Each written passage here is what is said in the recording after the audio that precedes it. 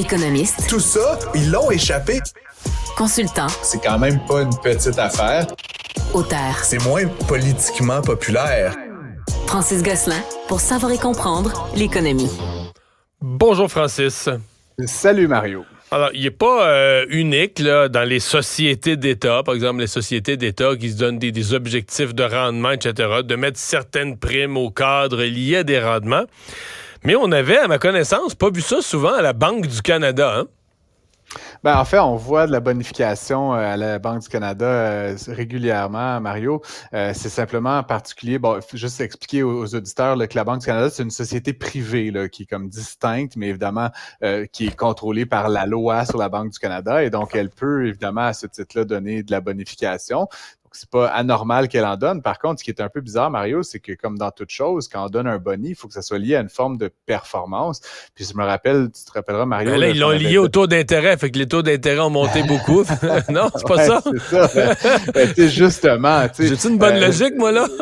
Non, ben je suis pas tout à fait d'accord avec celle-là. En tout cas, Mario, l'objectif qui est donné à la banque comme organisation, puis qui, par toute logique, devrait être décliné à tous ces cadres, Mario, c'est de maintenir l'inflation à un niveau stable entre 1 et 3 %, puis idéalement, bang on sur 2 %.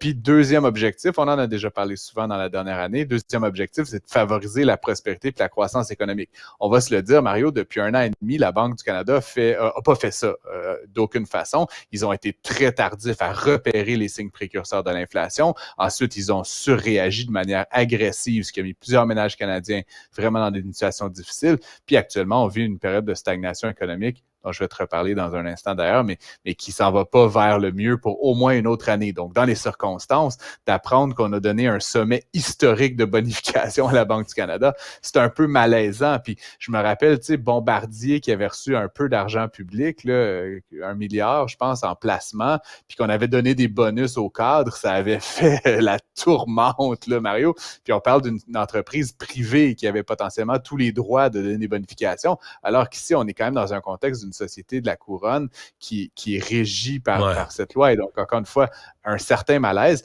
Je me pose aussi la question, Mario, on apprenait là, dans l'article du Journal de Montréal de David Descoteaux que depuis 2015, le nombre de cadres à la Banque du Canada a augmenté de presque 20 %. Mais pourquoi?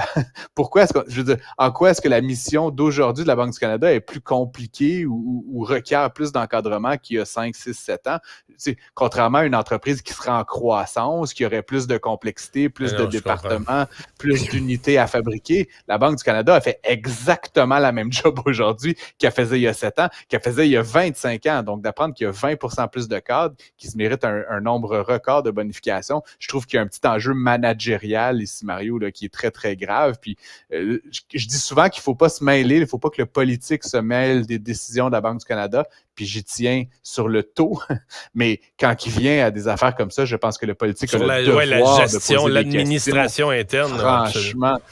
Puis dernière affaire, Mario, on a demandé aux entreprises canadiennes, M. Maclem lui-même de sa bouche a demandé aux entreprises canadiennes de ne pas trop augmenter les salaires, ce qui est comme une manière de dire faut faire souffrir le monde, le pauvre monde. T'sais. Puis là, de voir que la Banque du Canada est incapable de s'appliquer à elle-même cette médecine-là, je trouve à la limite, c'est matière à scandale, cette affaire-là aujourd'hui. Fait qu'en tout cas, j'ose espérer que dans les prochains jours, on va recevoir là, des très bonnes questions, autant des gouvernements que des partis d'opposition à toutes les échelles du pays, mais il y a vraiment quelque chose d'indécent dans cette nouvelle-là, Mario. Très bonnes observations. Il y a un recours collectif, une action collective qui vient d'être autorisée contre Tesla au Québec. Je suis moi-même propriétaire d'une Tesla, Mario, et je peux te confirmer que la peinture sur les Tesla, surtout dans les premières années, là, quand ça a commencé les livraisons, surtout des modèles 3 et des modèles Y en 2018, c'était pas de niveau là, à ce qu'on pourrait s'attendre de ces véhicules qui coûtent Non, mais là, est-ce qu'on est obligé de protéger les naïfs qui achètent des nouveaux véhicules pas éprouvés comme ça? Il y a quand même un encadrement, Mario, là, des normes de fabrication. Je veux dire, un véhicule qui s'est livré, mettons, sans ceinture de sécurité ou sans coussin gonflable aurait des pénalités. Mais de la même façon, je pense qu'il y a des normes minimales de protection du véhicule et de l'intégrité de la coquille. Bref, aujourd'hui, ce qu'on apprend, c'est que la Cour supérieure vient d'autoriser deux recours collectifs contre Tesla. Donc, principalement pour la peinture. Puis là, ce qu'on dit, c'est qu'éventuellement, il y aurait plusieurs milliers de personnes, environ 5000 personnes qui auraient été touchées par cette problématique-là et qui pourraient avoir droit à quelque chose comme 3-4 000 $ de compensation, ce qui est quand même pas rien, mais ce qui est essentiellement un dédommagement du coût que ça a coûté pour faire réparer les problématiques de peinture. Il y a même, Mario, puis encore une fois, j'en parle dans connaissance de cause, là, il y a même toute une industrie au Québec qui s'est développée autour des problèmes de fabrication initiaux là, de Tesla. Il y a une compagnie à Saint-Apollinaire que je le salue à l'émission, là, mais Monsieur Bolduc, là, qui a créé une compagnie qui s'appelle Antirouille Bolduc. Il ne traite que des Tesla. Tu sais, tu connais le système des antirouilles, mais lui, carrément, il va comme percer des trous à différents endroits pour vraiment protéger la voiture. Il a fait, je sais pas combien d'argent, là, mais beaucoup, beaucoup d'argent. Puis fait que lui, il aime Elon Musk, là. Ben, amour-haine. Monsieur Bolduc, en tout cas, parce que je le connais, il roule lui-même en Tesla. Donc, oui, il aime bien, cette compagnie-là et le fondateur. Mais puis, il y a une autre compagnie qui fait des pellicules de protection, là, une compagnie de Laval qui s'appelle Valkyrie. Mais en tout cas, peu importe. Pour dire à quel point le problème était connu, il y a toute une industrie de fournisseurs secondaires comme ces deux-là qui se sont développés pour servir les propriétaires de Tesla. Est-ce que j'entends de ton propos que Tesla a corrigé ça? C'est-à-dire que, mettons, que tu achètes un modèle 2023-24, la peinture s'est améliorée? Oui, beaucoup. Puis, tu sais, il y avait toutes sortes d'enjeux là, initialement quand ces deux modèles-là sont sortis, Mario. La peinture était pas très bonne. La qualité de l'assemblage, là, tu te rappelleras, on parlait des gaps, là, c'est-à-dire les espèces d'espace qu'il y avait entre les panneaux là, des différentes parties du véhicule qui étaient des fois au-dessus de ce qu'on s'attendait, là, des fois jusqu'à un quart de pouce, là, pour le dire en bon québécois. Donc, tout ça a été réglé depuis. Mais c'est certain que les gens qui ont acheté ces véhicules-là là, lors des premières années de livraison des deux modèles, ben, ils ont dû investir de leur propre argent sur des véhicules qui étaient déjà pas mal chers. Et donc, éventuellement, si ça se rend jusqu'à la Cour, ils vont avoir droit à une compensation de plusieurs milliers de dollars. Donc, c'est quand même pas négligeable. Et finalement, ben, tu en as parlé tout à l'heure de croissance au Canada. Oui, tu te cherches un angle parce que là, le soleil frappe fort. Je pensais que c'est toi au début qui était brillant, là, qui reflétait, qui illuminait toute la pièce. On m'a demandé avant l'émission d'éteindre la lumière, mais je ne peux pas, c'est le soleil. Je n'ai pas contrôle. Donc, j'allais dire croissance au Canada. Et bon, on a eu les chiffres sur la croissance. C'est plat. Là. C'est une espèce, tu nous as parlé du mot stagflation il y a quelques jours. Là, est-ce que je comprends que techniquement, si on voulait être rigoureux, le Canada est comme en récession? Ben, encore une fois, Mario, la récession, ça se mesure en trimestre. Pour l'instant, on n'a pas encore tout à fait 2 trimestres de chiffres négatifs. Mais on est proche. C'est mois par mois.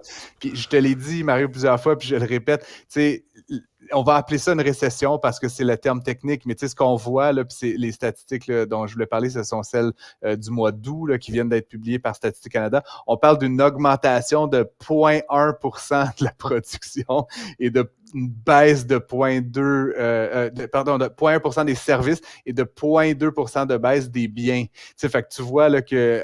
c'est presque zéro, là, c'est flat. On est à zéro. Fait que tu sais, est-ce qu'il va y avoir 2 trimestres à moins 0,1 peut-être, puis on appellera ça une récession, mais c'est vraiment ce qui se dessine pour jusqu'à la fin de cette année probablement, puis une bonne partie de 2024, c'est vraiment une période de pas de croissance, mais de pas de diminution tellement du PIB, donc une période vraiment de stagnation. Puis j'expliquais l'autre fois, puis je leur ai dit, le risque toujours là-dedans, Mario, c'est que si l'inflation persiste puis il n'y a pas de croissance, c'est très difficile à combattre parce qu'on veut maintenir le taux élevé pour combattre l'inflation, mais on voudrait le baisser pour relancer la croissance. Puis la Banque centrale, qui se donne de très gros bonus par ailleurs, va être aux prises avec un vrai casse-tête, à savoir est-ce qu'on monte ou on baisse les taux? Est-ce qu'on doit préconiser une inflation faible ou une croissance qui repart? Et ça, il y a des pays comme le Japon qui ont vécu ça pendant presque une décennie, Mario, des périodes d'inflation combinées à pas ou peu de croissance et c'est très difficile pour les entreprises, pour les citoyens,